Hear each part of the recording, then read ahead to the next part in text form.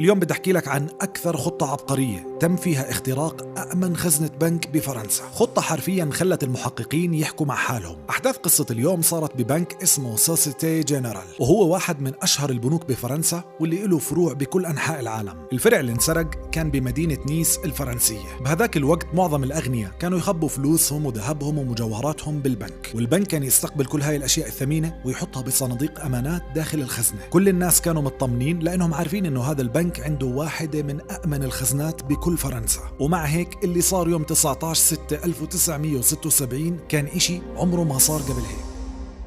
هذا اليوم بلش مثل أي يوم عادي، وموظفين البنك راحوا على دوامهم، وما كان في أي إشي بدل إنه راح يصير إشي غريب. كل إشي كان تمام لحد ما مدير البنك وشوية موظفين راحوا على الخزنة بدهم يجيبوا شوية كاش عشان يمشوا معاملات الناس. باب الخزنة الرئيسي فتح تمام، ولكن باب الخزنة الداخلي ما فتح. حاولوا يفتحوه كثير بس ما زبط، ومع هيك ما كانوا قلقانين. هذا الباب عمره أكثر من 70 سنة ووزنه أكثر من 20 طن ومتعودين على هاي المشكلة فيه. بس يومها طولوا وهم يحاولوا يفتحوه، وتجمع كثير عملاء على باب البنك، والكل كان بيستنى الموظفين يفتحوا الخزنة. مشان هيك مدير البنك اتصل بالشركة اللي صنعت الباب واللي كمان كانوا مسؤولين عن صيانته، وقال لهم بدي تبعتوا لي عامل من عندكم عشان يفتح لنا الباب. اجى العامل وحاول يفتح الباب مرة بعد مرة والباب ما عم بيفتح. فحص كل اجزاء الباب وكلها شغالة تمام، بس برضه مش راضي يفتح. طبعا عملاء البنك صار عددهم كبير ومتجمعين كلهم عند باب البنك وبلشوا يقلقوا. ما حدا عم بفهمهم شو اللي عم بيصير. اخر شيء العامل طلب خبير اضافي من الشركة، وبعد ما اجى الخبير وحاولوا كثير ما طلع معهم تبرير الا انه هذا الباب في إشي ماسكه من جوا ومانعه انه يفتح. طبعا هذا التبرير سخيف وما حدا اقتنع فيه، لانه هاي الخزنة ما إلها اي مدخل الا هذا الباب، فكيف بده يكون معلق من جوا؟ على الظهر قرروا يعملوا فتحة من الحيط على جنب الخزنة. كانوا بدهم يعملوا فتحة صغيرة ويطلعوا جوا الخزنة مشان يشوفوا شو اللي مانع الباب انه يفتح. ضلهم يشتغلوا للساعة 3 العصر لانه الحيط كان سميك، وعملوا فتحة صغيرة تسمح لهم انهم يطلعوا جوا. ولما العامل مد راسه عشان يشوف، حكى اخر شيء كان الكل بتوقعه: